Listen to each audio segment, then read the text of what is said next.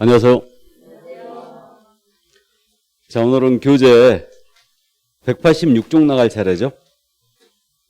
중개계약 및 부동산 거래 조망. 지난주 사무소 운영에 대한 부분을 공부했고요. 오늘은 중개계약 및 부동산 거래 조망 들어갑니다. 이제 손님이 오시는 거예요. 그래서 의뢰를 받는 겁니다. 그렇게 이해하시면 되는데, 자, 법제 22조가 실려 있으니까 조문 잠깐 읽어드립니다. 법제 22조. 일반 중개계약. 중개의뢰인은 중개의뢰 내용을 명확하게 하기 위하여 필요한 경우에는 개업공사에게 다음 각 호의 사항을 기재한 일반 중개계약서의 작성을 요청할 수 있다. 해서 그 일반 중개계약서에 들어갈 내용이거든요. 1호 중개대상물의 위치 및 규모를 써주는 겁니다. 2호 거래 예정 가격 써줘야 되고요. 3호 거래 예정 가격에 대하여 제32조에 따라 정한 중개보수. 4호 그 밖에 개업공사와 중개의뢰인이 준수할 사항을 써줍니다.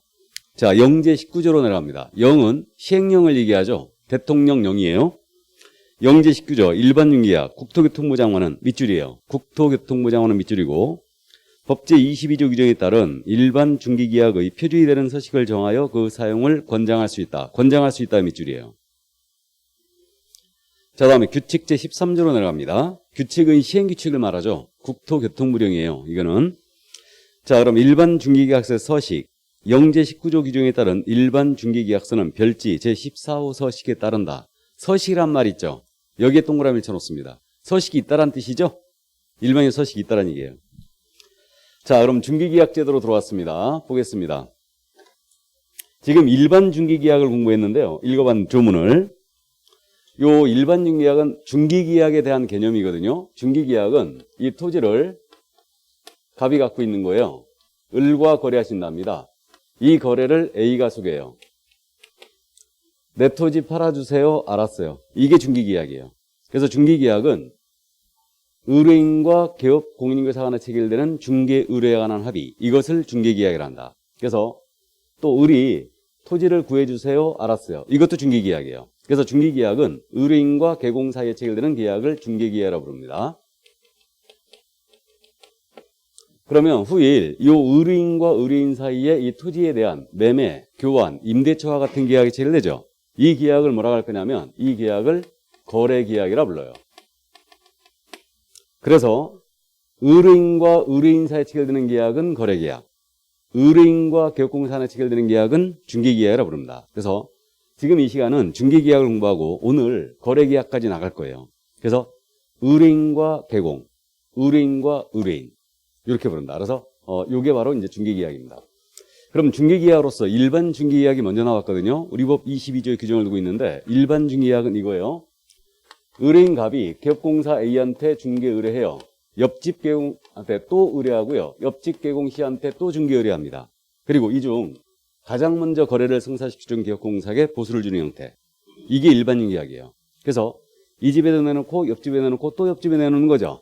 이게 바로 일반 중개계약입니다. 그래서 요게 우리나라에서 가장 많이 체결되는 거예요. 지금 가장 많이 체결됩니다. 그래서 이에 대한 통칙 규정을 지금 현재 22조에서 두고 있는 겁니다. 이에 대해서. 그래서 이 일반 중개계약은 보통 체결되는 중개계약이다 해서 보통 중개계약이라도 불러요. 이게. 자, 그래서 의뢰인은 일반 중개계약 작성을 개공한테 요청할 수 있다 그랬어요. 그래서 토지 의뢰하면서 이거 일반 중개계약서 씁시다 하고 요청할 수 있다는 얘기죠. 자, 그럼 여기서 생각해 봐야 돼요. 이 요청에 대하여 개공이 이를 승낙을 함으로써 일반 중개계약서를 작성할 의무가 있겠느냐 문제예요. 작성할 의무가 있겠는가? 작성의 의무 있는 것 같아요? 없는 것 같아요? 없는 것 같죠? 나는 일반 중개계약서 쓰기 싫거든요. 딴 데가 알아보세요 라고 할 수 있죠. 물론 문 닫을 각오는 해야 됩니다. 감히 의뢰인이 써달라고 했는데 이거 딴 데 알아봐라. 그죠? 문 닫을 각오 하셔야 됩니다. 그러나 작성할 의무는 없는 걸로 이해되고 있어요. 이거를. 그래서 계약자유의 원칙상 일반 중개계약서를 작성하든 안 하든 관계없다. 그래서 의뢰인은 일정 사항을 기재한 이렇게 일반 중개계약 작성을 요청할 수는 있어요. 그러나 이에 대하여 개공이 승낙을 함으로써 일반 중개계약서를 작성할 의무는 없다는 점 이해해 두시고, 그러면 우리 개공이 오케이를 했어요. 그럼 써드리죠. 그러면 이제 의뢰인의 요청에 의하여 작성하니까 요 내용을 넣어주란 얘기예요. 그래서 중개대상물의 위치 및 규모를 넣어주는 거예요. 그럼 중개상물의 위치라는 것은 중개대상물의 소재지를 말하겠죠. 다음에 규모는 면적을 얘기합니다. 그래서 중개상물의 면적, 소재지 같은 걸 넣어주란 얘기고, 다음에 장차 얼마에 거래할 거냐, 거래 예정 가격을 써야 되죠. 당연히. 그래서 중개계약서에 써주고요. 중개보수 분쟁이 굉장히 많죠. 실무적으로. 그럼 중개계약서를 쓴다면은 중개계약서 거기에다가 중개보수를 써주란 얘기예요. 얼마로 할 건지 미리 정하란 얘기입니다. 분쟁이 많기 때문에. 그 밖에 개업공사와 중개의뢰인이 준수할 사항을 써주는 거예요. 요게 왜 진하게 돼 있는지, 노란색으로 표시되어 있는지 아시겠죠? 나중에 이렇게 암기할 거예요. 물가 수준이죠, 이게. 자, 그래서 이렇게 네 가지를 이제 써주게 돼 있습니다. 자, 그러면 일반인격서 서식이 있느냐의 문제가 있죠. 요 일반인격 서식은 지금 시행령에 규정이 있었습니다.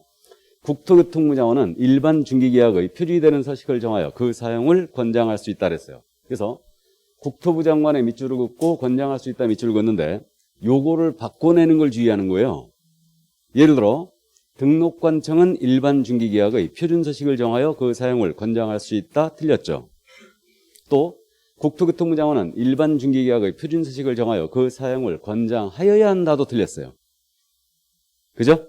예, 그래서 이렇게 이제 참고를 일단 해두시고, 자, 그럼 일반인격 서식이 있느냐? 요 서식이 있느냐의 문제인데, 서식에 대해서는 지금 현재 시행규칙에 있다고 그랬죠? 별지 제 14호 서식으로 있어요. 뒤에 서식이 실려 있습니다. 그래서 현재 서식은 정해져 있다. 자, 그럼 여기서 잠깐 한번 생각 한번 또 해볼까요? 요 서식이 현재 정해져 있는데, 우리 시행규칙에.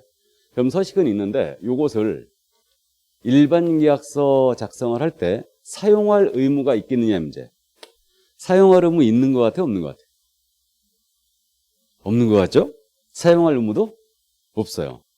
왜 그러냐면 국토부 장관은 일반 중개계약의 표준이 되는 서식을 사용을 권장할 수 있다 그랬죠? 권장 서식이에요.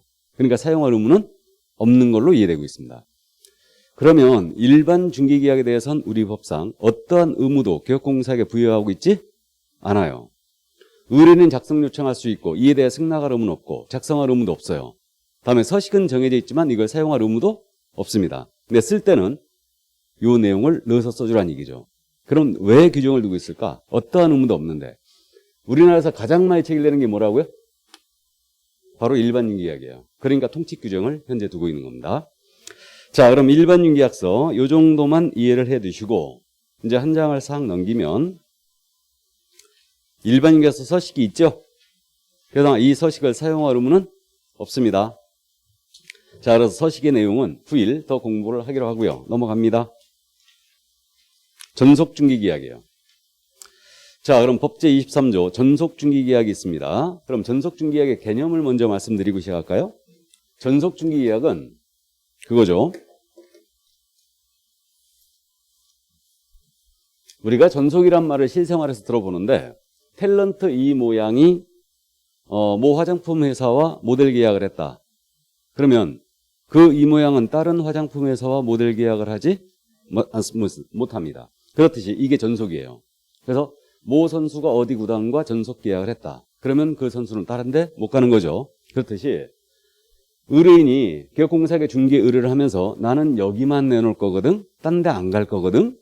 그러니까 책임 있는 중개 서비스를 해달라 그러는 겁니다. 그러니까 물건을 의뢰인이 한 중개업소만 내놓는 거죠.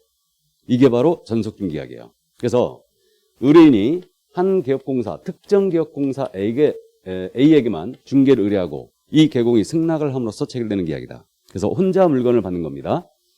그럼 전속계약 제도는 물건을 혼자 받았으니까 기업공사에게 유리한 형태라고 볼 수 있죠. 근데요, 의뢰인한테도 유리하다고 볼 수 있어요. 의뢰인은 이호 중개업소에만 내놓았기 때문에 책임 있는 서비스를 받을 수 있다는 얘기죠. 그러니까 둘 다에게 일단 유리한 형태로 보이는데 일반론의 입장에서는 개업공사에게 유리한 형태입니다. 자, 그래서 법제 23조 여기에 통칙 규정을 두고 있는데 법제 23조 제1항입니다. 중개 의뢰인은 중개대상물의 중개를 의뢰함에 있어서 의뢰하는 경우 특정한 개업공사를 정하여 그 개업공사에 한정하여 해당 중개대상물을 중개하도록 하는 계약, 이하 전속 중개계약이란다를 체결할 수 있다 그랬죠. 그래서 특정 계엄한테만 중개 의뢰하고 그자가 승낙